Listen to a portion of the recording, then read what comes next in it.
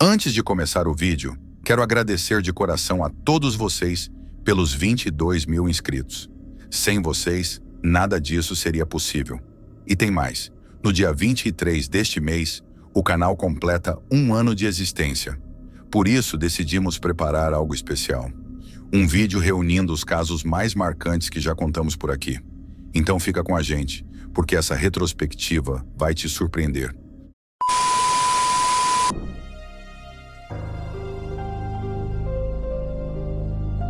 No dia 10 de agosto de 2018, por volta das 14 horas e 36 minutos, em Seattle, mais especificamente no Aeroporto Internacional de Seattle-Tacoma, um homem de 29 anos chamado Richard Russell, também conhecido como Bibo, iniciou seu turno no aeroporto. Ele trabalhava como agente de serviço aéreo há 4 anos, sendo responsável pela bagagem e pelo reboque dos aviões na pista. Embora fosse uma pessoa reservada, Richard era muito apreciado por seus colegas. No entanto, algo fora do comum aconteceu nesse dia. Após marcar seu ponto, Richard foi visto nas câmeras de segurança caminhando pelo portão de acesso da equipe, usando uma camiseta com a inscrição "O céu não tem limite". Em seguida, ele pegou sua bolsa e seguiu para os banheiros, onde passou cerca de 5 horas, durante as quais ninguém sabe exatamente o que ele fez. Após esse período, Richard saiu do banheiro e se dirigiu imediatamente para o compartimento de carga, de um avião, localizado na extremidade norte do aeroporto. Cerca das 16 horas e 7 minutos, as câmeras de segurança mostraram Richard chegando ao avião. Um Bombardier Q400, um modelo de avião turbohélice de passageiros, com capacidade para 76 pessoas. Ele então começou a manobrar o veículo que rebocava o avião, movendo-o sozinho em direção à pista. Após posicioná-lo, Richard saiu do veículo e correu em direção ao avião, que ainda estava em movimento. Ele abriu rapidamente a porta e entrou na aeronave, iniciando a decolagem enquanto o controle de tráfego aéreo começava a perceber que algo estava errado. Seattle ground, Horizon guy, about to take off, it's gonna be crazy. Após essa ação, sem nenhuma experiência de voo registrada em seu currículo, Richard decolou. Ao testemunhar o incidente, o alarme de emergência foi acionado e o aeroporto de Seattle interrompeu as partidas de outros aviões. 2 caças F-15 Eagle foram rapidamente enviados para interceptar a aeronave, ambos armados com 2 mísseis, preparando-se para lidar com a emergência. There's an emergency situation going on and FAA Tower's not accepting any aircraft right now, not letting anybody depart. Tower, you need to call and scramble now. O controle de tráfego aéreo imediatamente ordenou que Richard pousasse o avião. No entanto, Richard respondeu que queria realizar alguns truques antes de aterrissar. I just kind of want to do a couple maneuvers, see what it can do before I put her down, you know? À medida que Richard ganhava altitude, ele podia ser visto do chão realizando diversas manobras, como loopings, giros e contorções do avião, como se estivesse em um jogo de videogame. Em determinado momento, ele voou completamente de cabeça para baixo, o que fez com que se sentisse extremamente enjoado na cabine devido à violência das manobras. I'm sorry, say that again? Sorry, my mic came off, I threw up a little bit. O controle de tráfego aéreo tentou entrar em contato novamente com Richard, mas a situação parecia mais complicada do que parecia. Ele disse que estava se sentindo quebrado e que havia perdido o controle de algumas coisas. Richard parecia estar realmente cansado da rotina do dia a dia. Quando perguntaram se ele precisava de ajuda, Richard respondeu: You seem comfortable with that? Oh, hell yeah, it's a blast, man. I played video games before, so I know what I'm doing a little bit. Os 2 F-15 tentaram orientar Richard para que ele levasse a aeronave para o Oceano Pacífico, mas não chegaram a atirar. Eles fizeram várias tentativas de convencê-lo a jogar o avião no mar, mas ele continuava subindo. Richard seguia em direção a uma ilha pouco povoada chamada Ilha Catron, que ficava a 40 quilômetros a sudoeste do aeroporto. A aeronave foi vista realizando um giro impressionante, recuperando apenas 10 pés, aproximadamente 3 metros, de altura sobre o solo.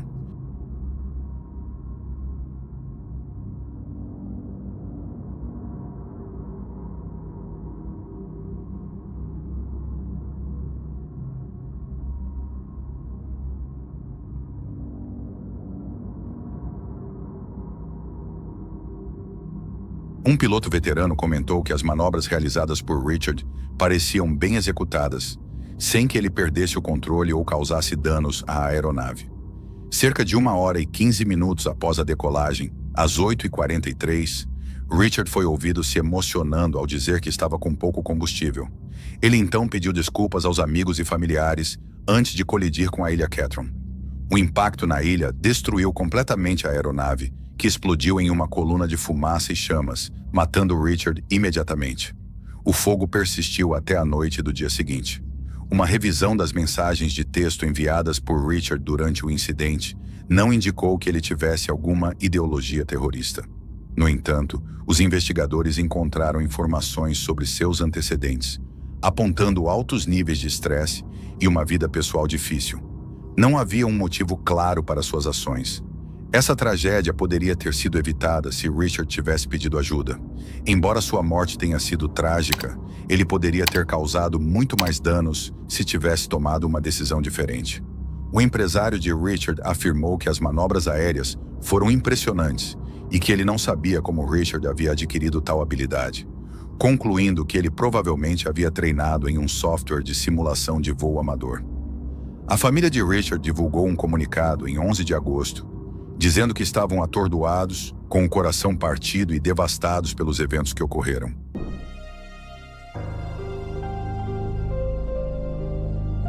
Durante anos, o canal no YouTube 8 Passageiros conquistou milhões de visualizações. À frente do conteúdo estava Ruby Franca, uma mãe de 6 filhos que se tornou conhecida por compartilhar conselhos sobre disciplina, criação rígida e valores familiares.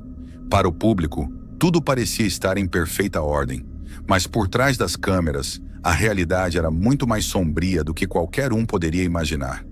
Em 30 de agosto de 2023, a fachada da família perfeita começou a ruir de forma chocante. Naquele dia, um garoto de apenas 12 anos, visivelmente desnutrido, ferido e com os pulsos amarrados com fita adesiva, conseguiu escapar pela janela de uma casa no estado de Utah. Ele correu até a casa de um vizinho e, com a voz fraca e o corpo tremendo, pediu ajuda.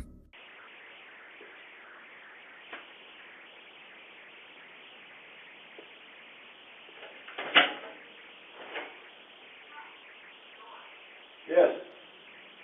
Hi, I was just wondering if you could do 2 favors. Well, what are they? Taking me to the nearest police station. Well, actually, just one's fine. What's going on, son? Have a seat there. It's personal business. Have a seat. What's your name? How'd you get here? I 222-1512. I just had a 12-year-old boy show up here at my front door asking for help. And said he just came from a neighbor's house and he's emaciated, he's got tape around his legs, he's hungry and he's thirsty. need someone immediately. But he has duct tape around And big his ankle. injuries, there's sores around them. Yeah, there's sores around him. I think there's a good chance he's been... He also has and he has it around around his his wrist ankle. as well. I mean, his wrist as well. Okay, this boy has been... Needs immediate attention. Oh, you were such a good kid. Gosh. Pouco depois do pedido de socorro, a polícia invadiu a residência onde o menino havia sido mantido em cativeiro. Uma casa localizada em Evans, Utah, pertencente à terapeuta Jodi Hildebrandt, parceira de Ruby Frank. Ao entrarem no local, os agentes se depararam com um cenário de puro horror. Uma menina, também filha de Ruby, estava visivelmente desidratada, enfraquecida, com ferimentos graves e o cabelo completamente raspado. Segundo os relatórios, ela havia passado dias sem alimentação adequada, dormindo no chão e sofrendo punições físicas severas. Ruby afirmava que a filha estava possuída por Satanás e que a dor era uma forma de purificação espiritual, um castigo necessário para livrá-la do mal.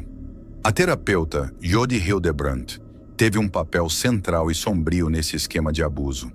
Apresentando-se como mentora espiritual e especialista em valores familiares, foi ela quem manipulou Ruby, fazendo com que se afastasse do marido, rompesse laços com a família e isolasse seus filhos sob regras severas. Sob sua influência, Ruby adotou uma doutrina distorcida baseada em medo, castigos e submissão absoluta. Hildebrandt usava a autoridade terapêutica para justificar práticas extremas, incentivando punições como fome, silêncio forçado e privação sensorial. Logo após o resgate, Ruby Frank foi presa em flagrante. A gravação da prisão revela a influenciadora sendo levada pela polícia, com o olhar distante, sem remorso ou surpresa, como se ainda acreditasse estar fazendo o certo. A investigação revelou práticas de abuso físico, psicológico e espiritual, que incluíam privação de comida, isolamento prolongado, castigos físicos brutais e uma rígida doutrina de pureza espiritual. Ruby afirmava que seus filhos estavam contaminados por forças demoníacas e que o sofrimento era a única forma de libertá-los. Tudo isso acontecia com a aprovação e orientação direta de Jodi Hildebrandt. Em fevereiro de 2024, veio a sentença. Tanto Ruby Frank quanto Jodi Hildebrandt foram condenadas a até 30 anos de prisão cada uma, divididos em 4 acusações de abuso agravado contra menores. O juiz declarou que o caso representava um exemplo extremo de crueldade disfarçada de disciplina. Ambas só poderão solicitar liberdade condicional após cumprir uma parte significativa da pena. Hoje, o canal 8 Passageiros está fora do ar. As crianças estão sob proteção do Estado e recebendo cuidados psicológicos. O caso chocou os Estados Unidos e se tornou um símbolo do perigo de influenciadores fanáticos, cujas ações são mascaradas por vídeos bem editados e discursos moralistas. Por trás das câmeras, havia um ambiente de terror, manipulação e silêncio. Um lembrete de que, às vezes, o que parece ser uma família ideal pode esconder um verdadeiro pesadelo.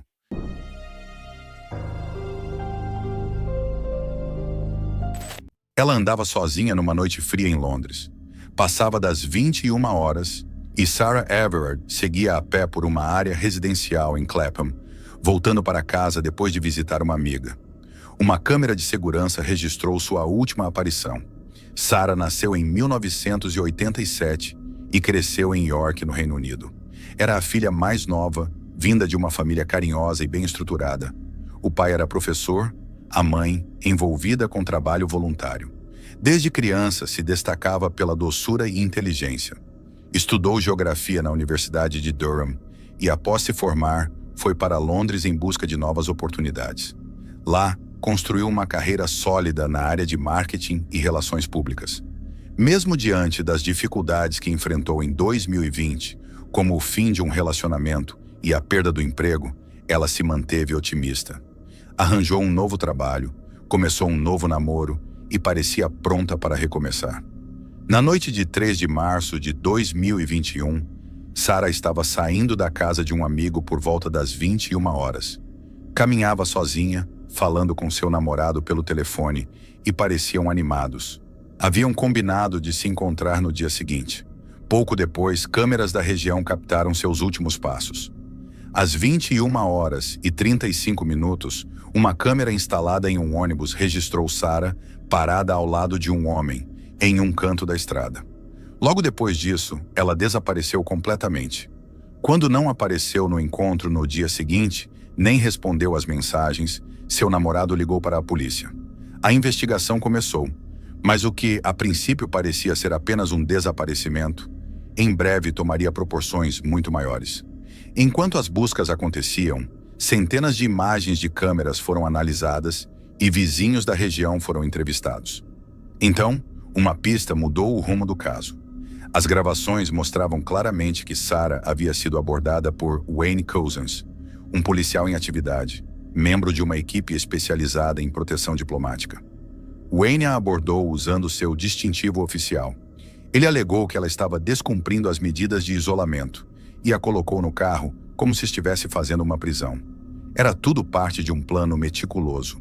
Ele havia alugado o veículo dias antes, Comprou fita adesiva específica para não deixar vestígios e já havia inspecionado o local onde pretendia abandonar o corpo.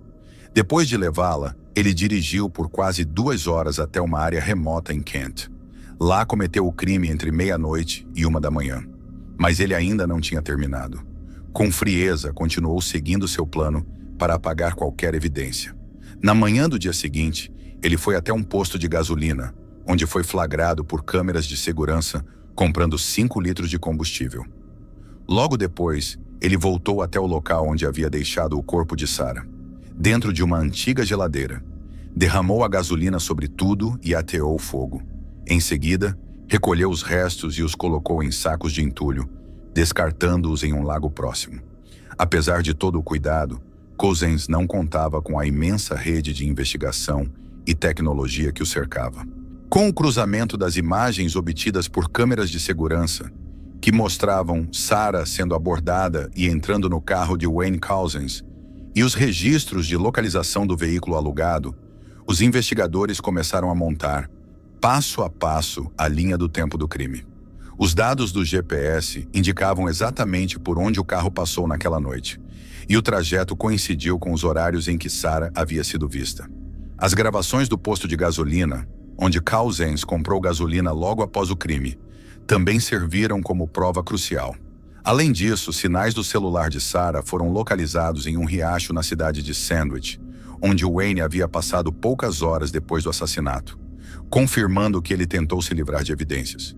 Quando os restos mortais de Sarah foram encontrados, os investigadores puderam ligar o local do descarte ao movimento do carro de Cousins e à compra do combustível. A análise forense revelou vestígios de DNA de Sarah no carro e nas áreas onde o corpo havia sido mantido. Toda a cronologia que Wayne tentou apagar foi reconstruída em detalhes. Pressionado pelas evidências, Cousins foi preso. Em seu primeiro depoimento, tentou desviar a culpa com uma história absurda. Afirmou ter sido ameaçado por uma gangue do leste europeu, que exigia que ele entregasse uma mulher como pagamento por uma dívida. Segundo ele, tudo havia começado após sair com uma prostituta sem pagar. Ele dizia que foi forçado a sequestrar alguém e que Sarah foi entregue viva e sem ferimentos em uma rodovia. Mas nenhuma parte dessa versão resistiu à investigação. A verdade era clara. Cousins agiu sozinho. Planejou cada passo, se aproveitou de sua posição como agente da lei e se comportou com uma frieza perturbadora. A revelação de que um policial em serviço cometeu tamanha brutalidade causou comoção nacional. A confiança da população foi profundamente abalada. Como confiar em quem deveria proteger? Diversas vigílias foram organizadas por todo o Reino Unido em memória de Sarah. Algumas foram proibidas por causa das restrições da pandemia, o que gerou ainda mais revolta. Mesmo assim, pessoas se reuniram silenciosamente, deixaram flores, acenderam velas e fizeram homenagens em praças, escadarias e estações de metrô. Protestos se espalharam por Londres e outras cidades, exigindo mudanças imediatas na segurança pública e maior proteção às mulheres. A comoção foi tão grande que pressionou o governo britânico. Leis começaram a ser debatidas para tornar o assédio nas ruas um crime mais severo. A secretária de Assuntos Internos e o prefeito de Londres fizeram declarações públicas, reconhecendo que as ruas não eram seguras para as mulheres e que isso precisava mudar. Em julho de 2021, Wayne Cousins se declarou culpado pelos crimes de sequestro, abuso e assassinato de Sarah.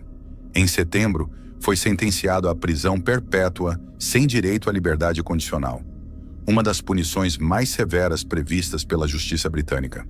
A família de Sarah, devastada, optou pelo silêncio na maior parte do tempo. Em um raro pronunciamento, os pais disseram que lembrarão dela como uma jovem linda, cheia de vida, generosa e brilhante. A mãe relatou que imaginar os últimos momentos da filha é uma tortura diária e que a forma como Cousins destruiu e queimou o corpo de Sarah foi um insulto final.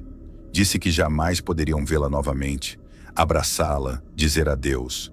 Sarah era uma mulher jovem, inteligente, cheia de sonhos, planos e amor para dar.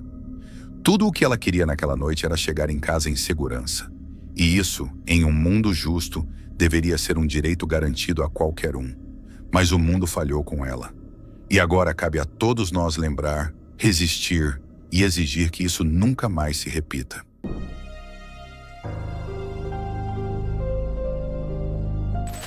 Grace Millane, de 22 anos, era uma jovem britânica cheia de vida e com grandes sonhos. Após se formar na Universidade de Lincoln em Publicidade e Marketing, ela decidiu tirar um ano sabático para viajar e explorar o mundo. Em outubro de 2018, ela partiu de Londres com destino a Lima, no Peru, onde começou a viagem de sua vida. Ela passou 6 semanas explorando a América do Sul e, em novembro, seguiu para a Oceania. Chegou à Nova Zelândia no final do mês, um destino que ela esperava ser inesquecível.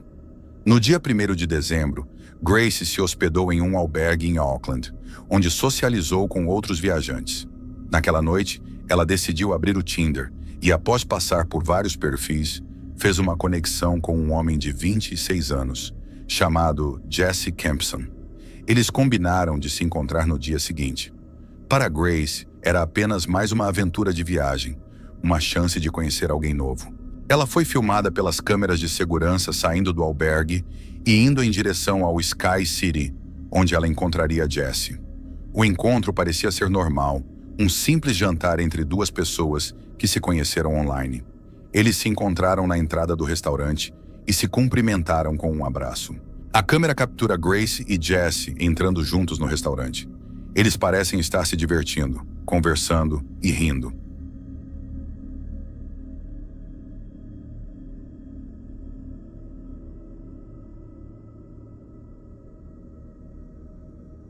Após o jantar, o casal se dirigiu para um segundo bar e depois para um terceiro destino. A noite estava avançando, mas nada parecia fora do comum. Até o momento, Grace ainda estava em contato com seus amigos, enviando mensagens como sempre fazia.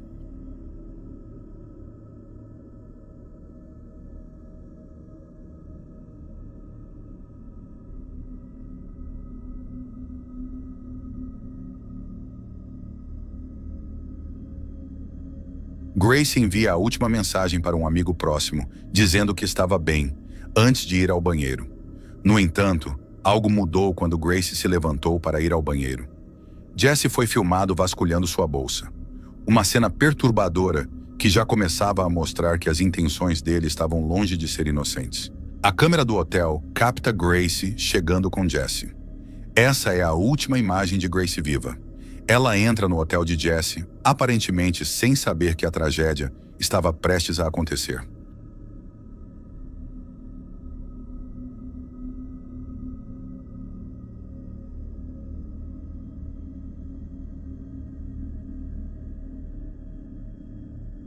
Às 21h40, Grace entra no elevador com Jesse, e é a última vez que é vista em vida.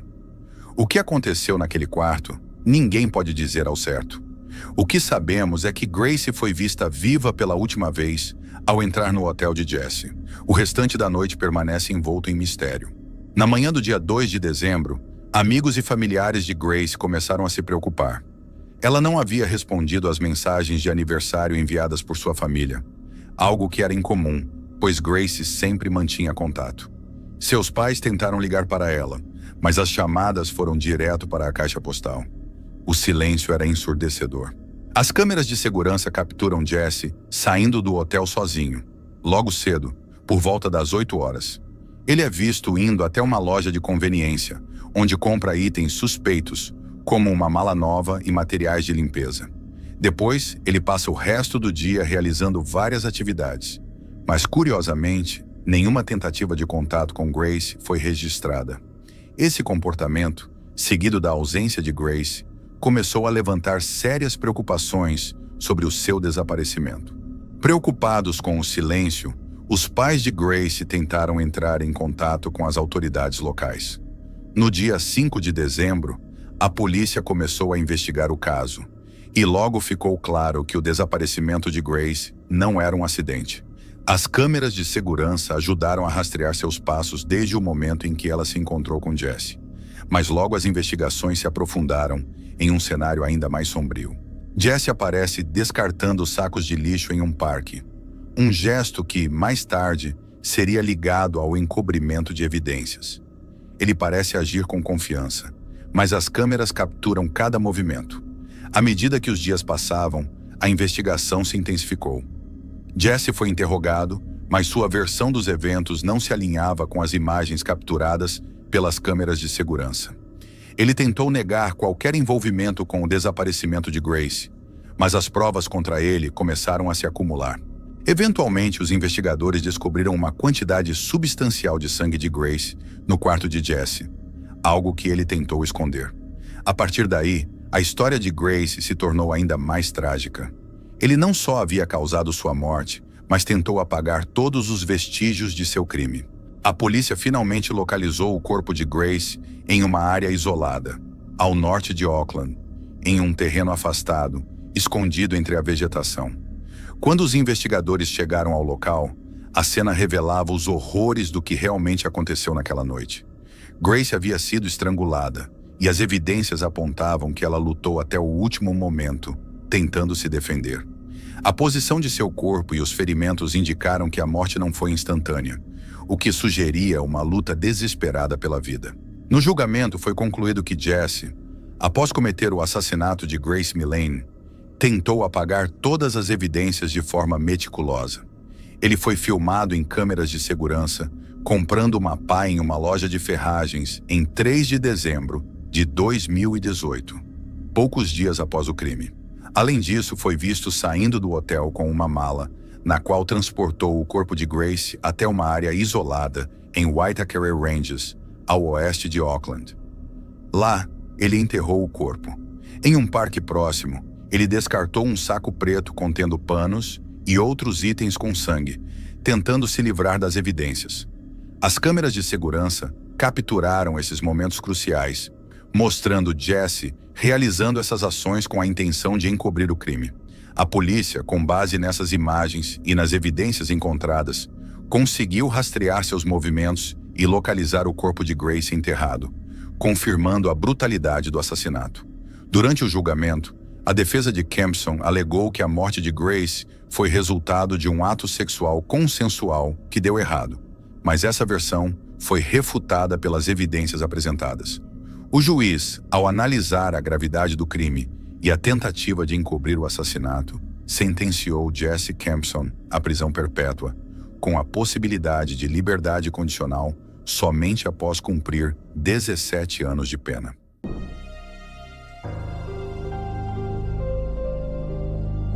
Carly Gregg, de 14 anos, que vivia na cidade de Brandon, localizada no estado do Mississippi, a poucos quilômetros da capital, Jackson. Ela parecia viver sob um lar estável. Estudava em uma das melhores escolas da região, era conhecida por sua simpatia entre os colegas e, por muito tempo, foi vista como uma menina promissora. Seu dia a dia era dividido com a mãe, Ashley Smiley, professora de matemática na mesma escola, e o padrasto.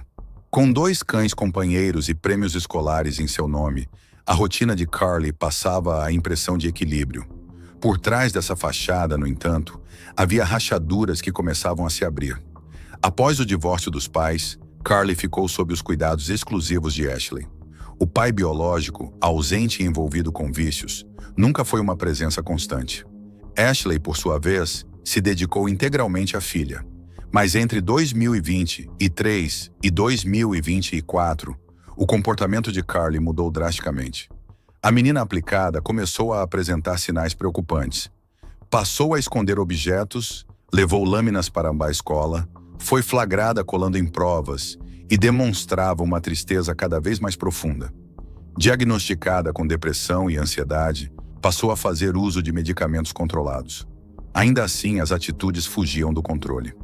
Carly escondia drogas em seu quarto, mentia com frequência e utilizava um segundo celular para manter uma vida oculta. Ashley, preocupada, tentou conter os danos retirando o celular da filha, sem saber que isso não passava de uma das várias camadas que Carly havia criado para se esconder. Em 19 de março de 2024, mãe e filha seguiram a rotina de sempre e foram juntas à escola. Durante o dia, Ashley foi procurada por um grupo de amigos da filha. Eles estavam visivelmente preocupados. Relataram que Carly estava se ferindo, fazendo uso de drogas e escondendo substâncias ilícitas em casa. O choque foi profundo. Ashley agradeceu, guardou para si o desespero e, ao fim das aulas, voltou para casa ao lado da filha, sem revelar que já sabia. Ao chegarem, Carly foi recebida pelos cachorros. Ashley subiu para o quarto da filha e começou a vasculhar o espaço. Em pouco tempo, encontrou um vape contendo maconha. Carly, observando a cena sem ser vista, notou a expressão de desapontamento no rosto da mãe. Não houve palavras, apenas uma escolha silenciosa. A garota virou as costas e caminhou até o quarto dos pais. Lá, sabia exatamente o que procurar. Uma Magnum 357 guardada debaixo da cama para proteção. Pegou a arma, voltou com ela escondida e entrou no quarto onde Ashley estava. Sem hesitação, disparou 3 vezes contra o rosto da mãe, que morreu na hora.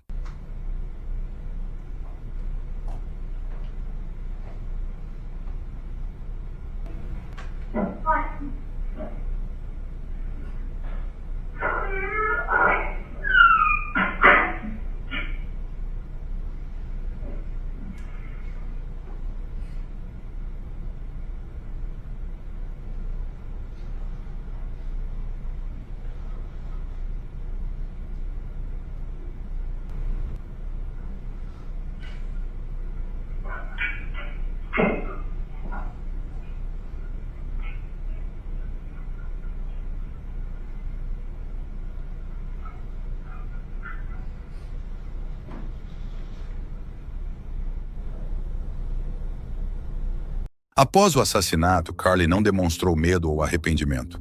Sabia que havia uma câmera gravando tudo, mas ainda assim agiu com frieza.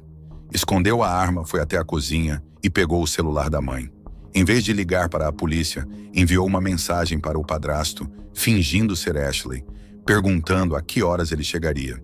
Quando recebeu a resposta, encerrou a conversa com um emoji. Logo em seguida, pegou seu próprio celular e enviou mensagens para pelo menos 5 amigos. Admitiu ter feito algo terrível e pediu ajuda. Ligou para 2 deles, mas afirmou que não podia explicar por telefone. Um dos amigos, identificado pelas iniciais BW, decidiu ir até a casa. Ao chegar, foi recebido com calma por Carly. Ela o conduziu até o quarto e mostrou o corpo da mãe como se estivesse apresentando algo comum, sem emoção ou hesitação. E então revelou que pretendia matar o padrasto assim que ele chegasse. Com frieza perguntou: "Quer ficar e ouvir os tiros?" Momentos depois, o padrasto, Riff Smiley, estacionou o carro e entrou na casa. Carly atirou, acertando de raspão seu ombro.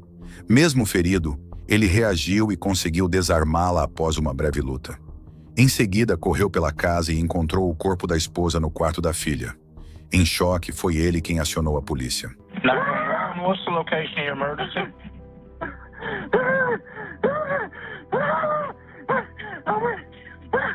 I went to Hard Canyon, Lane. I don't know what happened. My wife is dead. What's someone tried to shoot me? Your daughter tried to shoot you? Yeah. She ran out of the shooting at me. Carly fugiu com um amigo pelos fundos da casa, pulando a cerca. Ficou desaparecida por algumas horas, até ser encontrada caminhando pelas ruas. Ao ser abordada pelos policiais, confessou o crime com tranquilidade. Disse apenas que queria saber se o padrasto estava bem. No interrogatório, continuou calma. O teste de pólvora deu positivo, e logo se descobriu que ela havia escondido a câmera da casa dentro da geladeira, numa tentativa de apagar as provas. Ela foi presa e formalmente acusada como adulta. No julgamento, a defesa alegou insanidade, argumentando que a troca de antidepressivos teria causado um surto psicótico. No entanto, os terapeutas que a acompanhavam jamais relataram sintomas de psicose. Pelo contrário, Carly sempre se mostrava lúcida e sem sinais de alucinações. O diário pessoal da jovem foi incluído como evidência. Em suas páginas haviam frases perturbadoras como "não existe Deus", "família não importa", "está tudo bem ser má" e "escolha o fogo". Ele é belo, poderoso e mortal. Mesmo diante da possibilidade de um acordo que reduziria a pena para 40 anos, Carly recusou e optou por enfrentar o júri. A sentença foi implacável. Carly Gregg foi condenada a 2 penas de prisão perpétua, sem possibilidade de liberdade condicional, além de 10 anos adicionais por adulteração de provas. Atualmente, cumpre pena em uma instituição para menores. Quando completar 18 anos, será transferida para um presídio feminino, onde deverá permanecer pelo resto da vida.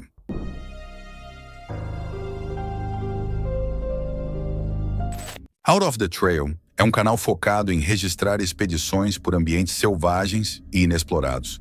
Seus vídeos capturam trilhas remotas, paisagens intocadas e o contato direto com a natureza em sua forma mais crua. Mas, durante uma viagem ao México, a realidade saiu completamente do controle. O que era para ser apenas mais uma gravação sobre vida selvagem se transformou em um episódio tenso, angustiante e quase fatal. A jornada começou com o objetivo de observar aves em regiões alagadas do país. Para isso, seguiram em direção a uma área afastada, longe de qualquer ponto turístico, onde manguezais e pântanos abrigam espécies difíceis de encontrar. Em determinado momento, decidiram sair da estrada principal para acessar uma rota de terra. Buscavam um local mais silencioso, ideal para registros naturais. O cenário era calmo, aparentemente seguro, mas algo mudou rapidamente. Um carro começou a se aproximar pelo retrovisor em alta velocidade. Estranhamente rápido para uma estrada cheia de buracos.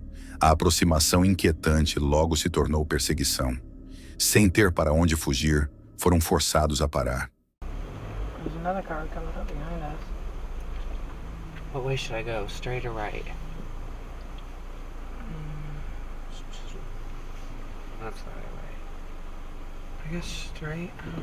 I don't know either. Just pick one. I'm gonna pick straight. Bike on this road, so there must be civilization somewhere over here. Looks like there's a town up here, or a little village.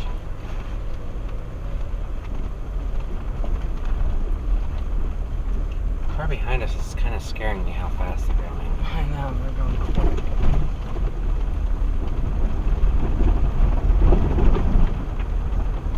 It's not scaring me. It's scaring me because what if they're speeding up on us to rob us or something? I doubt that.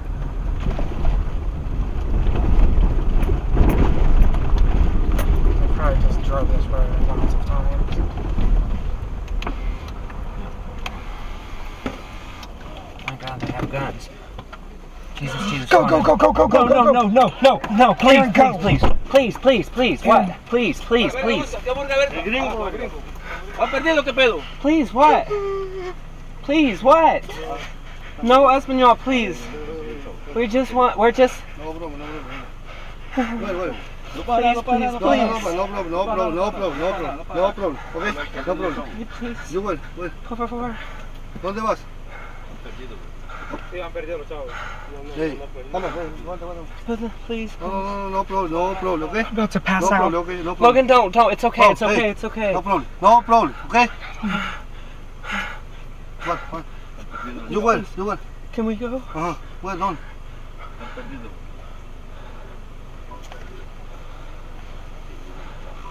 Oh my god.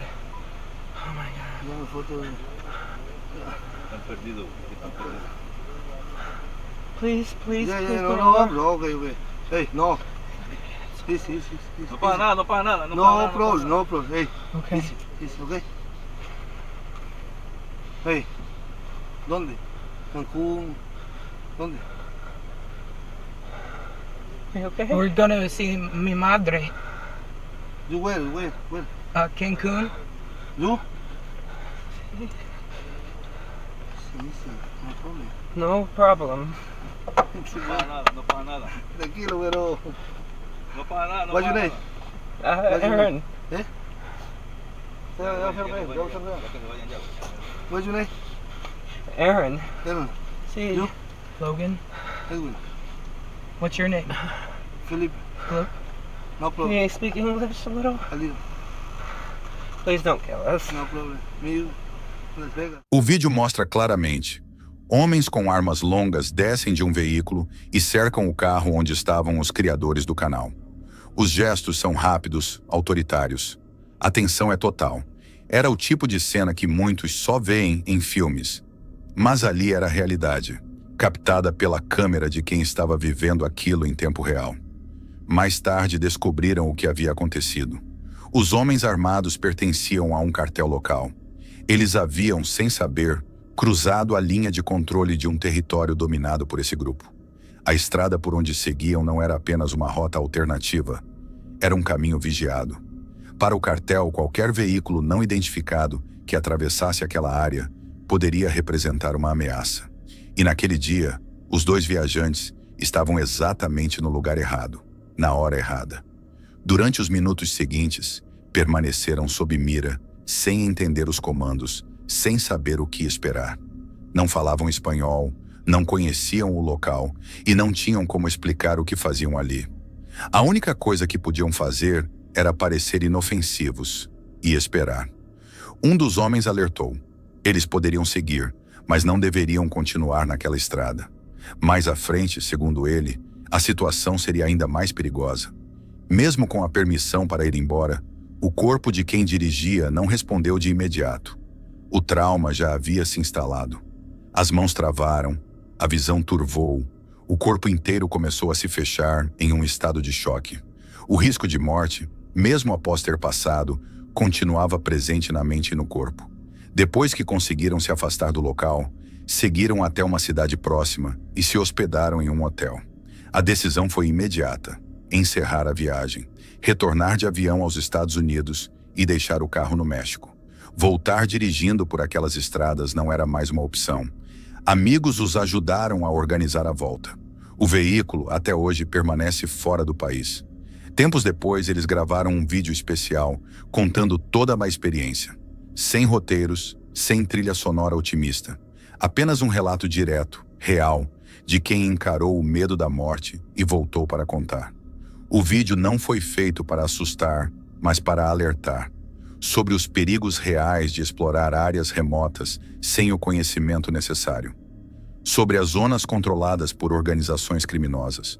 Sobre como, às vezes, a natureza não é o maior dos perigos. O ser humano é. O episódio mudou a forma como veem o mundo. Transformou o canal Out of the Trail em algo mais do que entretenimento de aventura.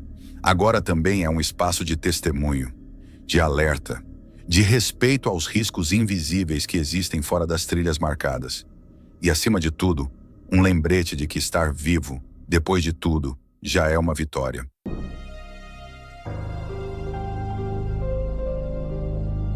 Green Bay, Wisconsin. Uma cidade tranquila, conhecida por suas ruas calmas e comunidades familiares. Não era o tipo de lugar onde alguém esperaria encontrar uma cena de horror. Mas em fevereiro de 2022, essa tranquilidade foi violentamente interrompida. Na manhã do dia 23, Tara Pacanich desceu ao porão de sua casa, preocupada com o silêncio vindo de seu filho, Chad Tyrion. Ele havia passado a noite ali, mas não respondia às mensagens, nem atendia ligações. Ao chegar no ambiente escuro, notou algo estranho. Um balde coberto por uma toalha. O objeto parecia fora de lugar. Quando o puxou, encontrou algo impossível de ser esquecido. A cabeça decapitada de Chad. Em pânico, Tara ligou imediatamente para a polícia. Ela sabia quem havia estado com ele naquela noite.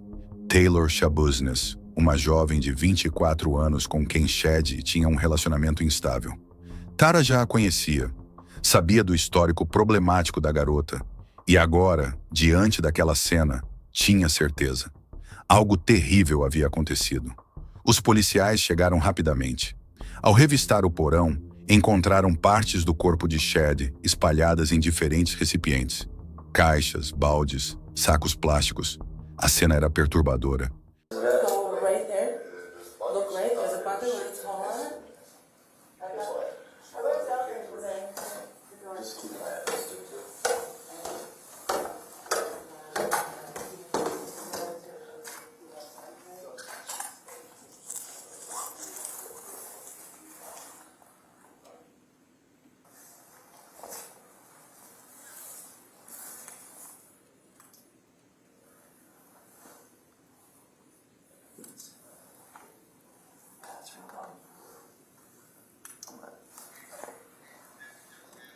O corpo havia sido desmembrado com brutalidade. A casa foi isolada e as investigações começaram imediatamente. Dentro de uma van estacionada próxima, os agentes encontraram mais evidências: manchas de sangue, ferramentas cortantes e vestígios humanos. Enquanto os peritos trabalhavam na casa, outra equipe partia em busca de Taylor. A jovem foi localizada ainda naquele mesmo dia em um apartamento próximo. Ela vestia roupas manchadas de sangue e tinha pequenos cortes nos braços. Ao ser questionada, demonstrou inquietação, mas não resistiu à prisão. Foi levada sob custódia.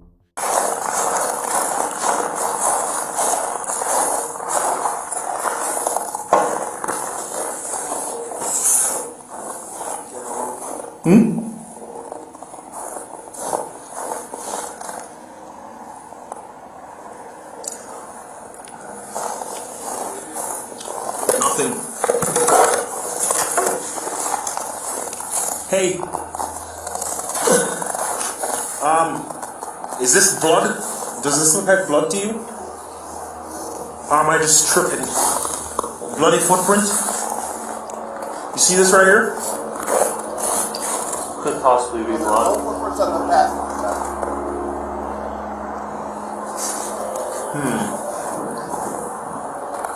Hey, who did that?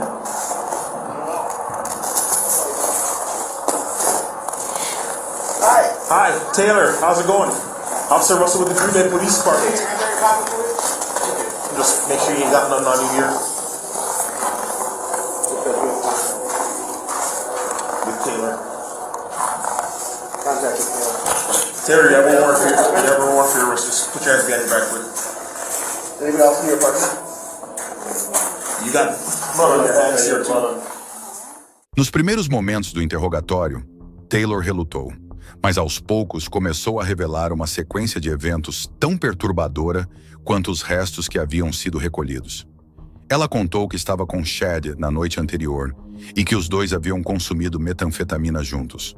Após isso, desceram ao porão para um momento íntimo que envolvia práticas de asfixia, algo que, segundo ela, já tinham experimentado antes. Dessa vez, no entanto, Taylor usou uma corrente de metal e não parou. Estrangulou Chad até a morte. Com a mesma frieza, continuou ali, no porão. Abusou sexualmente do corpo e, em seguida, utilizou facas da casa para desmembrar o cadáver. Durante o depoimento, afirmou que pretendia levar todas as partes com ela, mas que ficou cansada e esqueceu a cabeça. A resposta causou espanto até entre os investigadores mais experientes. O tom era neutro, quase casual, como se estivesse contando algo corriqueiro. A partir daí, não havia mais dúvidas sobre sua responsabilidade. Todas as evidências, desde os objetos encontrados até os relatos da mãe, apontavam para ela. O julgamento de Taylor Shabazz teve início meses depois. A defesa tentou argumentar insanidade. Alegaram que ela sofria de transtornos mentais severos e que o uso de drogas havia agravado seu estado. No entanto, a promotoria foi categórica ao mostrar que Taylor sabia exatamente o que estava fazendo. Documentos médicos, vídeos e até anotações pessoais revelavam uma jovem consciente e perturbada, mas não fora de si. Durante uma das audiências, Taylor protagonizou uma nova cena bizarra. Avançou contra seu advogado, Quinn Jolly, dentro da própria sala de audiência. A agressão foi contida por oficiais e o advogado pediu imediatamente para deixar o caso. Para muitos, foi uma tentativa desesperada de parecer instável. Mas o tribunal entendeu aquilo como mais uma demonstração de seu temperamento agressivo. Não uma prova de insanidade. Pouco tempo depois, em uma nova audiência, Taylor voltou a repetir o comportamento. Dessa vez, atacou seu novo defensor público, Paul Julka. A cena, gravada pelas câmeras da corte, circulou pela mídia e reforçou a percepção de que ela estava tentando manipular o julgamento para obter algum tipo de benefício. Mas nada disso adiantou. As provas eram esmagadoras. O comportamento dela após o crime, os detalhes que contou com naturalidade, os objetos encontrados no carro, os vídeos, o laudo pericial. Tudo apontava para uma única conclusão. Taylor sabia exatamente o que estava fazendo. Em julho de 2023, o júri a considerou culpada por homicídio doloso, abuso sexual e mutilação de cadáver. Em setembro, veio a sentença final: prisão perpétua sem possibilidade de liberdade condicional, mais 10 anos e meio de reclusão pelos outros crimes. Hoje, Taylor Shabazz cumpre pena em uma penitenciária feminina de segurança máxima no estado de Wisconsin. O caso de Chad Tyrion continua sendo um dos mais cruéis e bizarros da história recente dos Estados Unidos. Não apenas pelo crime em si, mas pela ausência total de arrependimento e pela frieza com que tudo foi conduzido.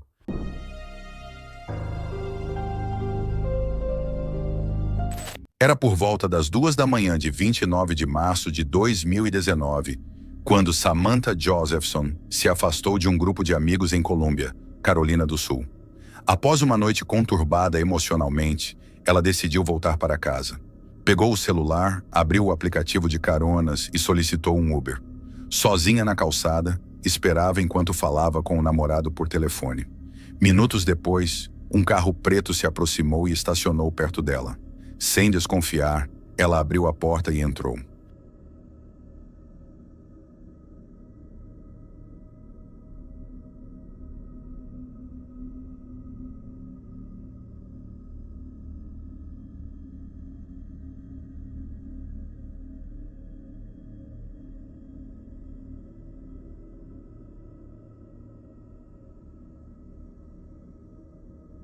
O motorista era Nathaniel David Rowland.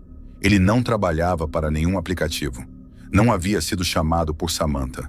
Ela sequer confirmou o nome ou a placa do veículo. Era tarde, ela estava exausta e aquilo seria seu erro fatal. Samantha nasceu em 1998, em Princeton, Nova Jersey. Cresceu numa casa feliz com sua irmã Sydney e os pais que sempre a apoiaram em tudo.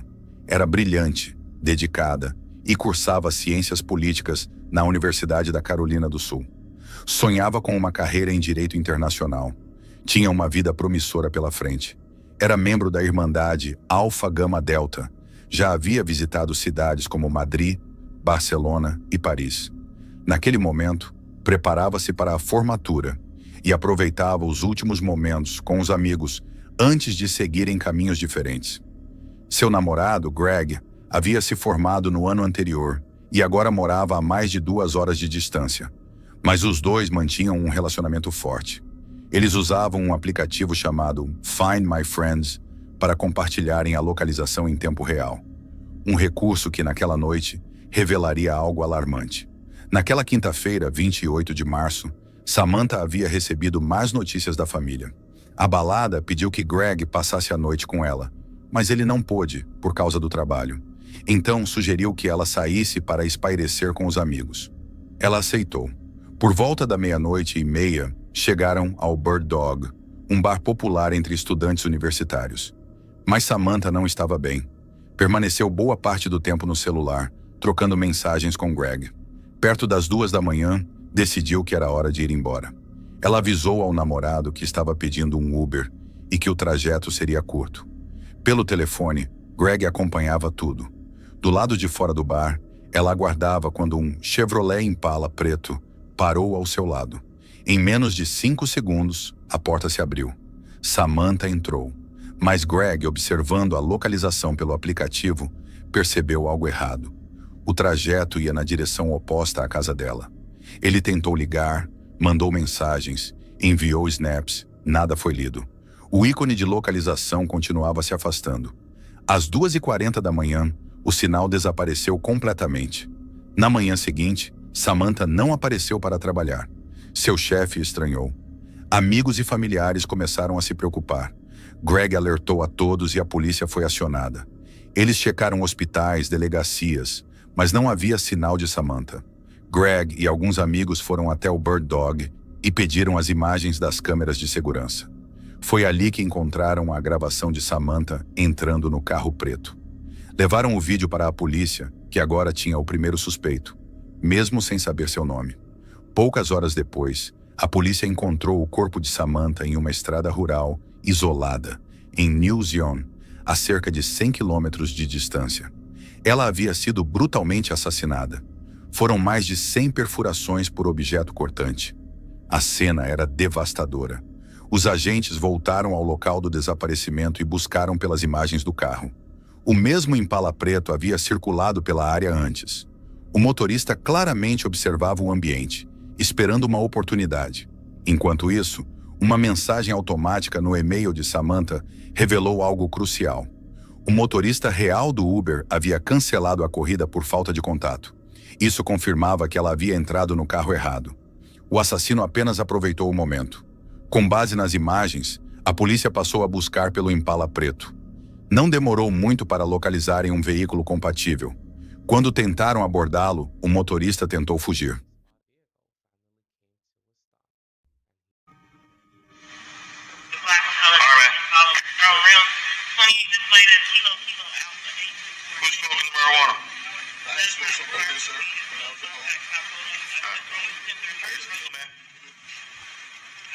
Hold your car over to the matches the suspect. Get your hand in your pocket.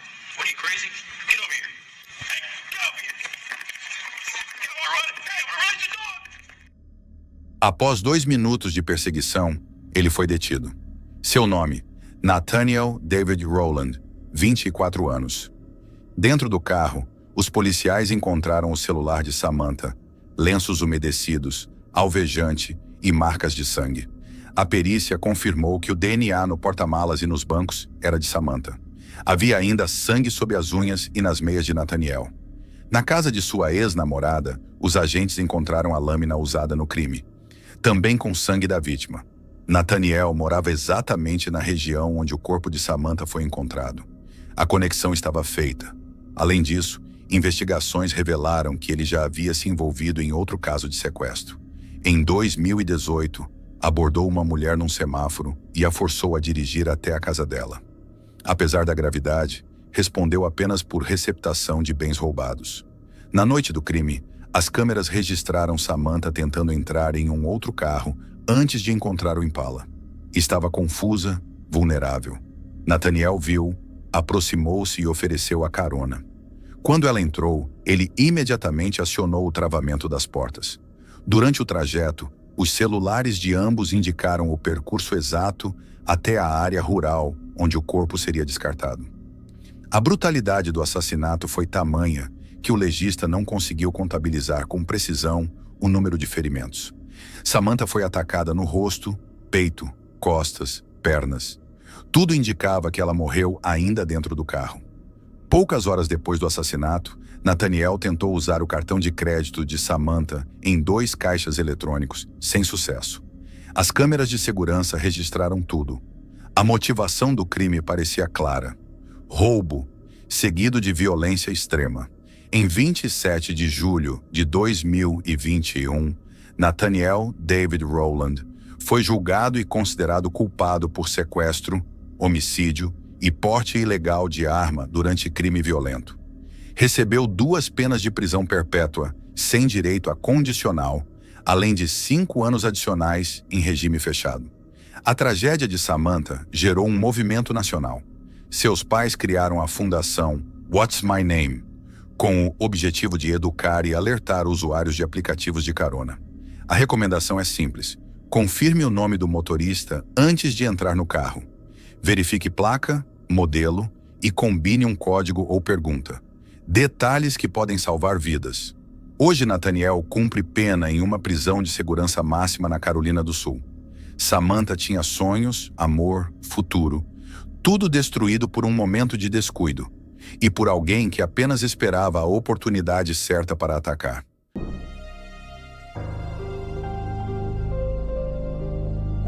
Você vê essa jovem subindo as escadas, calma, como se tudo estivesse normal.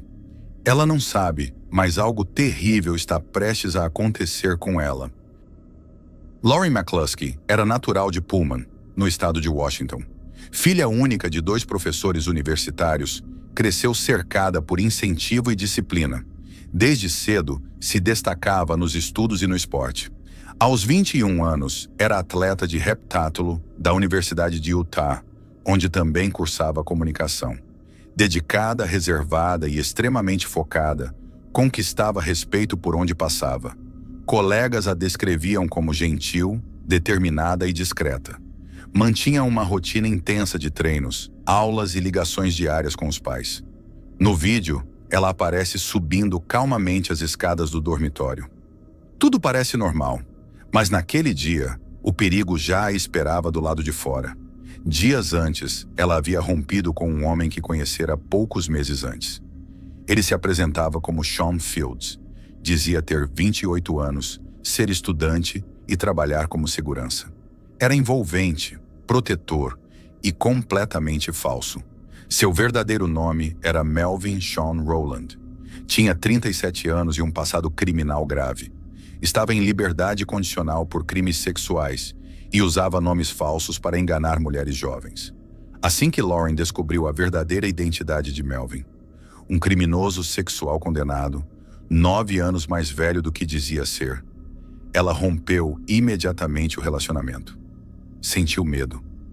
Sabia que estava lidando com alguém perigoso, mas antes de cortar contato por completo, precisava recuperar o carro que ele ainda estava usando, um veículo registrado em seu nome.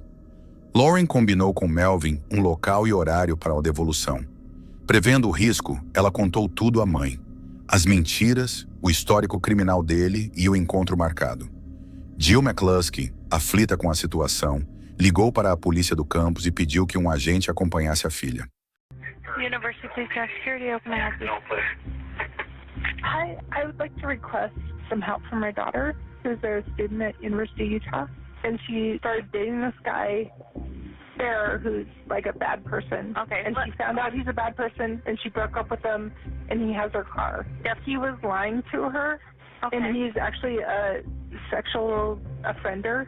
I don't want her to go there by herself and have like something bad happen to her. A resposta da polícia foi morna. Não havia senso de urgência, nem um protocolo claro para lidar com aquela ameaça. Ainda assim, um guarda foi enviado até o local combinado. Ele permaneceu por alguns minutos, observando a distância enquanto Lauren pegava as chaves do carro. A devolução ocorreu sem incidentes. Parecia que tudo tinha terminado ali.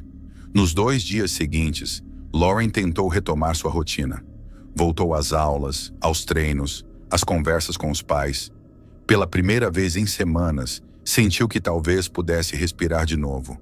Mas a tranquilidade durou pouco. Foi então que começaram as mensagens. Primeiro, textos de números desconhecidos dizendo que Melvin havia morrido. Depois, surgiram mensagens com tom ameaçador. A narrativa mudava o tempo todo. Em uma delas, diziam que ele estava hospitalizado. Em outra, que amigos dele iriam procurá-la. E então vieram as chantagens diretas. Alguém afirmava ter fotos íntimas de Lauren com Melvin e exigia $11 mil para não divulgá-las publicamente. As ameaças eram específicas, cruéis e mexiam com o medo e a vergonha. Aterrorizada e sem saber em quem confiar, Lauren cedeu. Ela transferiu o valor pedido, esperando que aquilo encerrasse o tormento. Mas a angústia só aumentava. Sentindo-se cada vez mais encurralada, ela procurou a polícia novamente.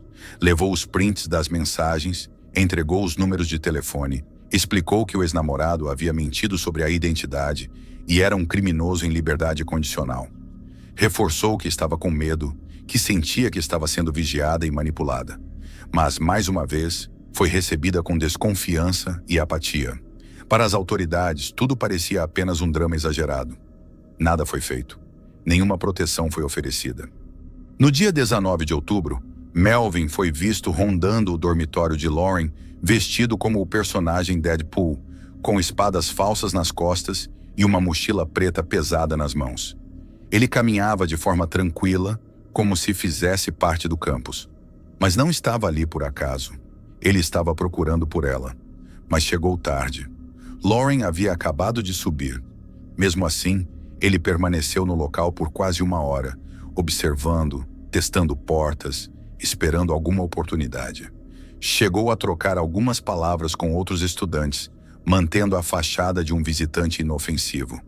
Ele desapareceu, por enquanto. Dias depois, voltou.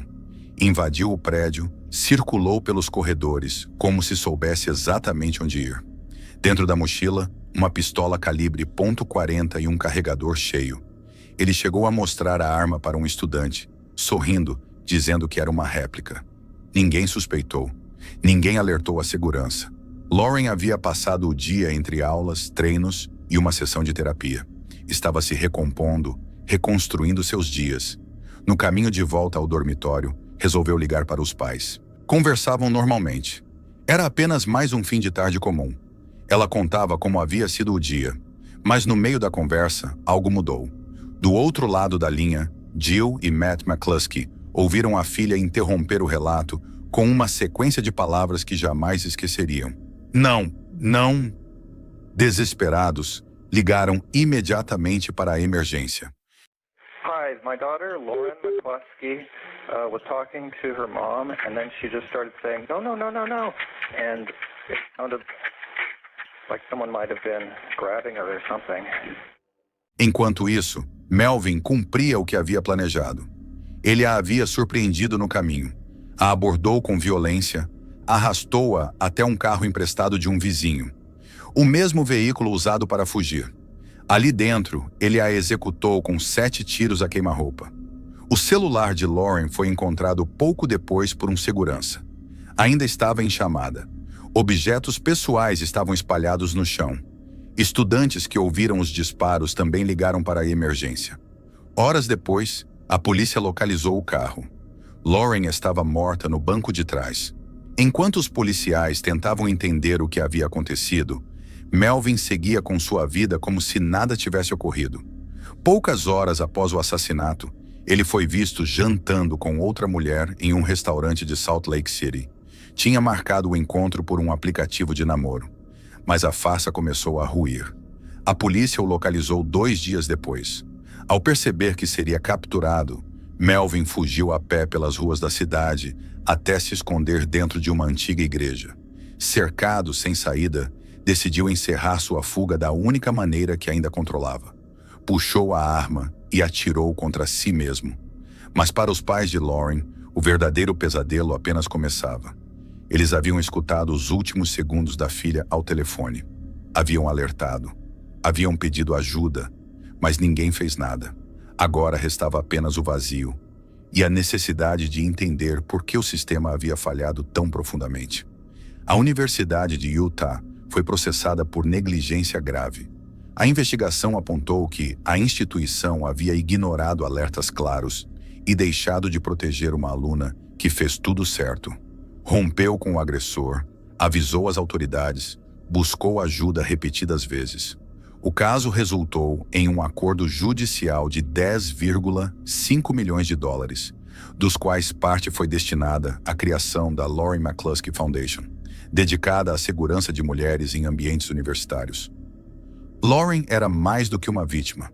Era uma jovem brilhante, disciplinada, cheia de vida. Sua morte não foi um acidente. Foi uma consequência direta de um sistema que falha quando mais se precisa dele. Sua história agora serve como um aviso. Quando uma mulher diz que está com medo, ouça.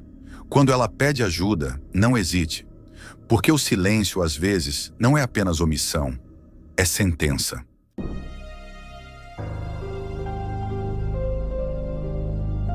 Em dezembro de 2022, as autoridades da Irlanda do Norte se depararam com um caso extremamente estranho. Uma cena de crime em que o principal suspeito parecia estar em 2 lugares ao mesmo tempo. Tudo começou no dia 18 de dezembro, quando o youtuber irlandês conhecido como Saxon07, cujo nome verdadeiro é Stephen McCulloch, de 33 anos, iniciou uma transmissão ao vivo jogando GTA Vice City. A live começou por volta das 18 horas e durou aproximadamente 6 horas, indo até a meia-noite. Durante esse tempo, Steven apareceu jogando de forma tranquila, com poucos comentários aqui e ali.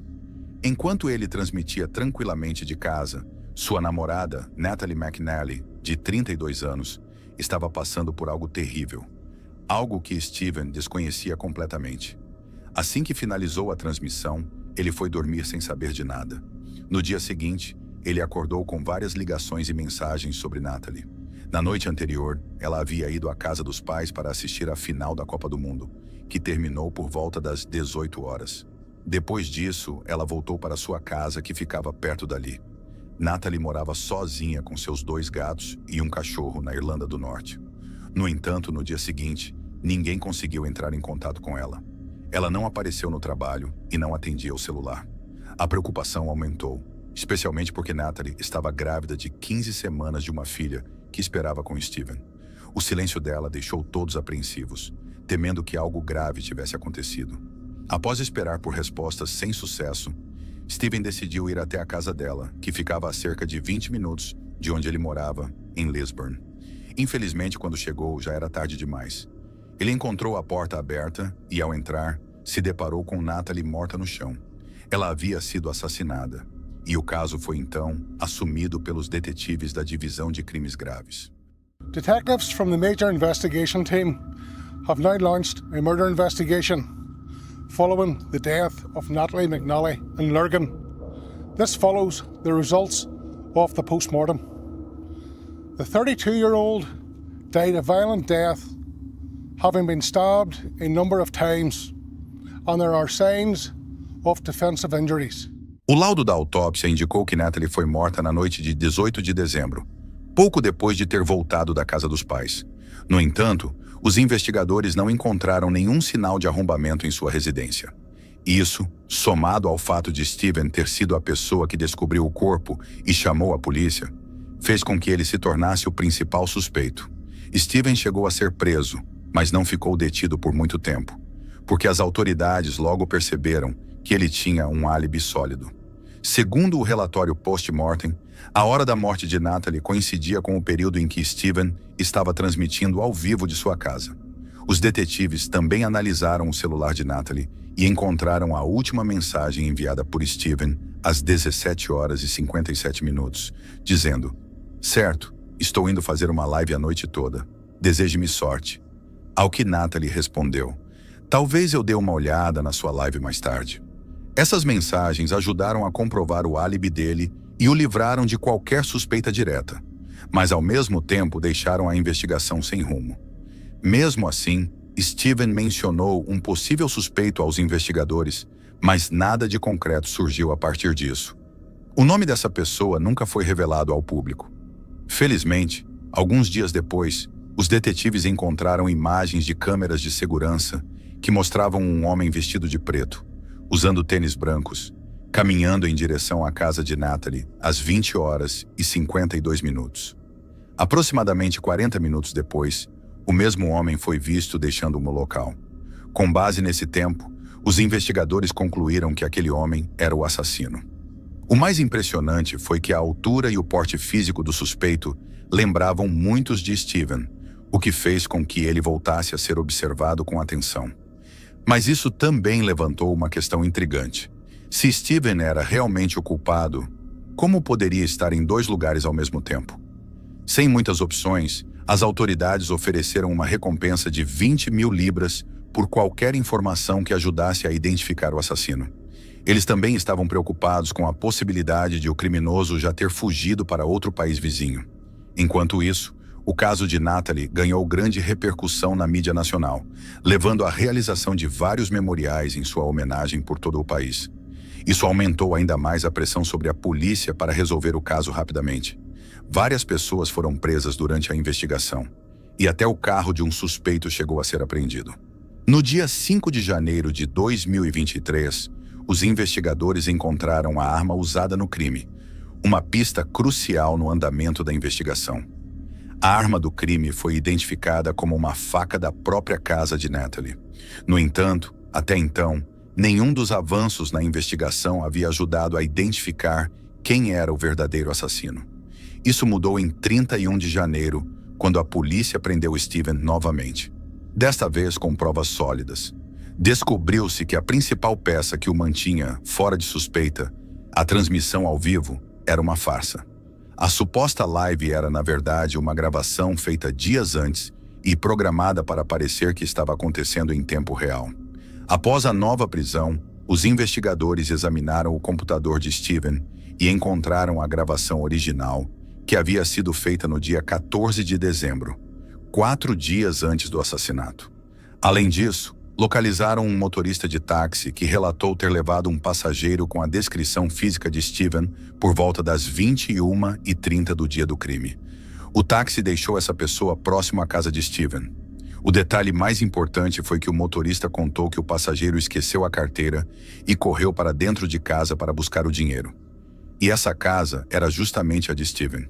Essa evidência foi crucial para comprovar que ele havia saído de casa naquela noite e ido até a residência de Natalie para cometer um assassinato premeditado. Olhando para trás, havia várias pistas suspeitas na falsa transmissão ao vivo que deveriam ter chamado a atenção. Por exemplo, o título da live era Noite Violenta, transmissão especial de Natal com jogos. Logo no início do vídeo, Steven alegou estar enfrentando problemas técnicos com o programa de streaming, o que ele usou como justificativa para não interagir com os espectadores no chat ao vivo. Um comportamento estranho, considerando que transmissões ao vivo geralmente envolvem interação constante. Well, because this streaming software is kind of up the left, it means I can't check the live chat, which is a real shame. So, by all means, talk amongst yourselves. Essa desculpa dos problemas técnicos foi o suficiente para que ninguém questionasse por que ele não estava interagindo com os espectadores. Algo que, na verdade, é o principal objetivo de uma transmissão ao vivo, ao contrário de simplesmente postar um vídeo gravado. Além disso, logo no início da transmissão, Steven fez questão de repetir várias vezes que o dia era 18 de dezembro. Isso parecia ser uma tentativa deliberada de reforçar a ideia de que aquela gravação estava realmente acontecendo ao vivo naquele exato momento. Hello to all on this glorious Sunday evening. So I just thought, why not? I'm gonna do a live stream because this day next week is Christmas. So what more could you want for Christmas other than an evening with your old pal Steven? Aparentemente, Steven fez tudo isso para fortalecer ainda mais seu álibi. Como se dissesse, vejam, eu estava transmitindo naquela noite, até mencionei a data no início. Além disso, vários momentos da live, que antes pareciam insignificantes, ganharam um novo e muito mais perturbador significado depois que a verdade veio à tona. Por exemplo, houve um momento em que ele cantava algo sobre matar alguém dentro do jogo, o que, após a revelação dos fatos, pode ser interpretado como uma referência enigmática e macabra ao crime que ele havia cometido na vida real. I need to kill it. I need to take her down. 'Cause I won't pass the mission if I don't get this to die. Tra-la-la. Outro detalhe estranho acontece em um ponto da transmissão. Steven faz um trocadilho que soa muito parecido com o nome de Natalie. Yeah, that's physics. That's what would happen in the real world. Absolutely. Absolutely. Esse foi, sem dúvida, o momento mais assustador. Eram por volta de 7 da noite e ele estava atravessando o riacho. Durante o intervalo da transmissão ao vivo, de repente, o aviso de "Voltamos em breve" foi trocado por um pôster do filme de James Bond, chamado Sem Tempo para Morrer. Mais tarde, Steven afirmou que aquilo foi um acidente. Ele teria deixado cair o controle no teclado, o que fez o gráfico estranho aparecer na tela. No entanto, como hoje sabemos que a transmissão ao vivo era, na verdade, pré-gravada, fica claro que ele inseriu intencionalmente esse gráfico na edição do vídeo. É provável que isso tenha sido uma alusão ao crime que ele planejava cometer naquele mesmo dia. Essa teoria se torna ainda mais convincente ao considerar que o pôster do filme apareceu por volta das 21h15, exatamente o horário em que ele estava na casa de Natalie, cometendo o crime brutal. Apesar do plano bem elaborado, Steven foi desmascarado e acusado de assassinato. A fiança foi negada e, até o momento da escrita, ele aguarda julgamento marcado para 6 de maio de 2025. Esperamos que Natalie e sua família consigam a justiça que tanto merecem.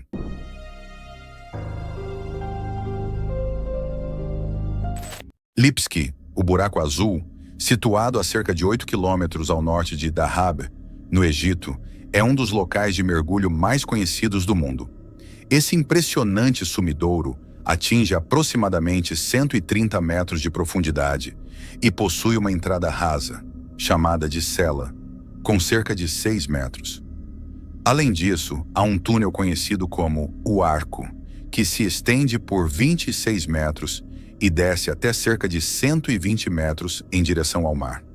A região se destaca pela abundância de corais e peixes de recife, tornando-se um destino popular para mergulhadores livres, especialmente devido ao fácil acesso a partir da costa e à ausência de correntes fortes. No entanto, apesar de sua beleza, o Buraco Azul é famoso por sua periculosidade, registrando uma das maiores taxas de mortalidade entre mergulhadores no mundo, com estimativas entre 130 e 200 mortes nos últimos anos. Em abril de 2000, Yuri Lipsky, um instrutor de mergulho russo de 22 anos, estava de férias em Dahab com sua família quando se interessou pelo Buraco Azul. Ele procurou companhia entre outros mergulhadores para explorar o local, mas sua falta de experiência e a ausência de equipamentos adequados fizeram com que todos recusassem o convite, alertando-o sobre os riscos. Ignorando os avisos de mergulhadores experientes e moradores locais, Yuri decidiu mergulhar sozinho, aparentemente sem ter plena consciência dos perigos envolvidos. No final da tarde de 28 de abril de 2000, pouco depois das 17 horas, ele entrou na água com uma câmera presa à cabeça para registrar sua descida. Outros mergulhadores estavam na área e alguns portavam 2 cilindros de ar para segurança. Entretanto, por razões desconhecidas, Yuri utilizava apenas uma escolha que se revelaria fatal. A câmera registrou Yuri se afastando do grupo e descendo cada vez mais fundo, sem se dar conta do destino trágico que o aguardava. À medida que descia pelo corredor subaquático, Yuri enfrentava um suprimento de ar cada vez mais limitado. Ele pode não ter percebido que quanto mais fundo ia, mais sua consciência era afetada. Seus pulmões já não conseguiam absorver a quantidade necessária de oxigênio, e o aumento da densidade do ar fazia com que sua corrente sanguínea acumulasse níveis crescentes de nitrogênio. As diretrizes para mergulho recreativo estabelecem um limite de 40 metros de profundidade, mas Yuri ultrapassou essa marca. Embora usasse um medidor de profundidade no pulso, ele aparentemente não o verificava. Sem perceber o perigo iminente, a gravação mostra que ele começou a afundar de maneira descontrolada no abismo. Inicialmente, ele parecia consciente e tentou ativar seu dispositivo de controle de flutuabilidade, mas o esforço foi inútil. Seu peso o puxava cada vez mais para baixo. Com a pressão aumentando sobre seus pulmões e os níveis de nitrogênio no sangue subindo, Yuri perdeu sua noção de orientação espacial. Em um ato desesperado, ele tentou inflar ainda mais seu colete de flutuação, mas isso teve um efeito contrário. A súbita expansão fez com que ele fosse lançado ainda mais fundo. Ele acabou atingindo o fundo do sumidouro, a aproximadamente 90 metros da superfície.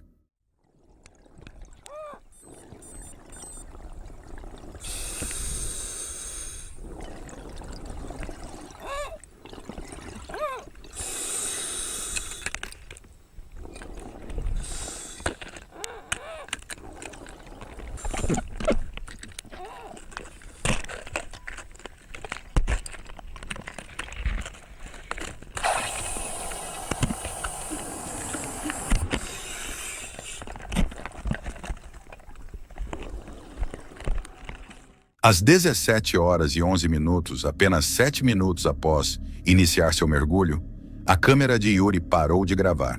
Quando ele não retornou à superfície, uma operação de resgate foi acionada, mas logo se transformou em uma missão de recuperação. No dia seguinte, o especialista em resgates Theomar encontrou o corpo sem vida de Yuri no fundo do Buraco Azul e o trouxe de volta à superfície. Durante a recuperação, foi descoberto que Yuri carregava cerca de 12 quilos de chumbo presos ao seu cinto, o que, combinado com seu equipamento, o tornava excessivamente pesado para aquele mergulho. Além disso, foi encontrado um colete de flutuação rompido e um único cilindro de ar, indicando que ele iniciou sua descida com apenas 12 litros de ar comprimido. uma quantidade insuficiente para a profundidade que alcançou. Curiosamente, sua câmera ainda estava funcionando, apesar de não ter sido projetada para resistir a tais profundezas. A tragédia de Yuri Lipski foi resultado de uma combinação de falta de preparo e inexperiência para um mergulho tão desafiador. A gravação angustiante de seus últimos momentos serve como um alerta sombrio sobre os perigos do oceano.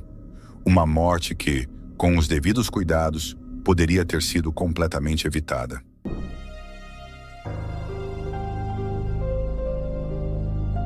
Numa tarde de sexta-feira, em maio de 2024, o norte da Itália parecia finalmente ter uma trégua após semanas de tempestades intensas. As chuvas fortes que castigaram a região cessaram abruptamente, permitindo que o sol brilhasse e atraísse moradores e visitantes para o rio Natisone, na cidade de Premariaco. Entre aqueles que decidiram aproveitar o dia estavam Patrícia, uma jovem de 20 anos, sua amiga Bianca, de 23, e o namorado de Bianca, Christian, de 25 anos. 2 deles eram de origem romena, enquanto Patrícia era estudante da Universidade de Belas Artes de Udine. Naquele dia, depois de concluir seus exames, Patrícia pediu permissão à mãe para ir até o rio com os amigos. Apesar de sua mãe ter alertado sobre um aviso meteorológico para chuvas fortes e tempestades perigosas, a jovem tranquilizou-a, garantindo que tudo ficaria bem. Sem saber do risco que corriam, o grupo seguiu para uma área do rio que frequentemente transborda, tornando-se extremamente perigosa. Um detalhe que desconheciam: entre risos e empolgação, chegaram ao local por volta das 13 horas. Enquanto caminhavam pelo leito seco do rio, entretidos em tirar selfies, a atmosfera mudou repentinamente. Nuvens escuras e ameaçadoras começaram a se formar no céu, e logo as primeiras gotas de chuva começaram a cair. O que começou como um leve chuvisco rapidamente se transformou em um aguaceiro torrencial. Dias antes, as tempestades já haviam elevado significativamente o nível do rio, e os moradores locais sabiam bem o quão rápido suas águas poderiam mudar. Infelizmente, o grupo não fazia ideia do perigo iminente e foi pego completamente de surpresa. Em questão de minutos, a chuva intensa fez o rio inchar e transbordar. O solo seco sob seus pés foi rapidamente engolido por uma correnteza furiosa. O nível da água subia velozmente, e os 3 amigos só puderam se segurar uns nos outros, tentando encontrar segurança.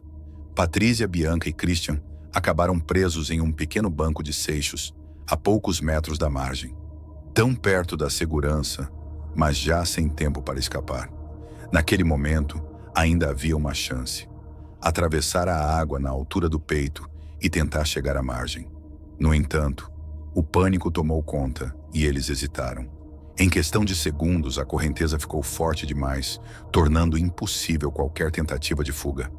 Em desespero, uma das jovens gritou por ajuda. Do alto de uma ponte próxima, bombeiros que haviam sido acionados deram instruções para que permanecessem juntos e fincassem os pés no solo para evitar serem arrastados. Os socorristas levaram 25 minutos para chegar até eles, mas, quando finalmente chegaram, a situação já era crítica. Posicionados na ponte, os bombeiros gritavam orientações, mas a força avassaladora da enxurrada foi impiedosa. A correnteza arrancou os 3 amigos do pequeno banco de seixos diante dos olhares horrorizados dos socorristas. Numa tentativa desesperada de resgatá-los, os bombeiros correram rio abaixo, lançando uma corda presa a um guindaste na esperança de que algum deles conseguisse agarrá-la. Mas, tragicamente, nenhum deles conseguiu alcançar a corda, sendo rapidamente engolidos pelas águas furiosas. Prendi la corda! Dai, Dio, cara. Na manhã de sexta-feira, o grupo foi oficialmente dado como desaparecido. O incidente aconteceu na vila de Premariaco, no norte da Itália, uma região que estava sob alerta amarelo para inundações. A área do rio Natisone onde eles estavam era conhecida por transbordar rapidamente e por isso era considerada perigosa. Quando chegaram, o rio parecia calmo, mas em questão de minutos, eles ficaram presos e logo depois foram arrastados pela correnteza. Num instante, desapareceram completamente. Nos dias seguintes, uma grande operação de busca foi realizada, envolvendo drones, barcos e mergulhadores que vasculharam o rio em busca de qualquer sinal do trio. A comunidade se uniu em um esforço coletivo, torcendo por um milagre. Em meio às buscas, foi encontrada uma bolsa contendo o celular que eles usaram para pedir ajuda. O resgate continuou e no dia 3 de junho, os corpos de Patrícia e Bianca foram localizados a cerca de 1 quilômetro do local onde tudo aconteceu. 20 dias depois, em 23 de junho de 2024, Christian também foi encontrado, encerrando de forma trágica essa dolorosa espera. Um dos socorristas comentou que apenas alguns metros de água os separavam da margem. Se não tivessem entrado em pânico, talvez tivessem conseguido escapar a tempo. A perda de Patrícia, Bianca e Christian serve como um triste lembrete de como um dia aparentemente comum pode, de repente, se transformar em uma grande tragédia.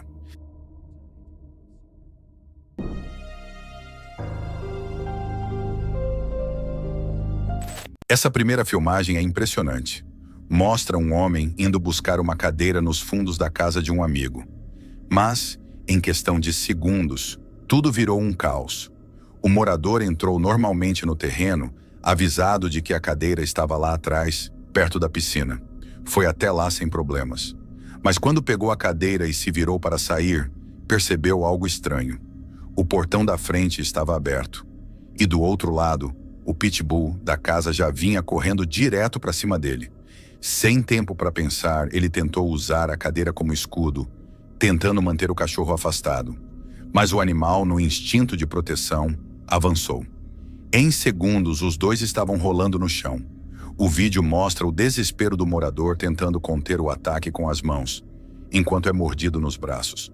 No meio da luta, em uma última tentativa de escapar, ele conseguiu empurrar o pitbull com força dentro da piscina. O cão caiu na água, se debatendo, tentando se manter à tona. Mesmo ferido, o homem não virou as costas.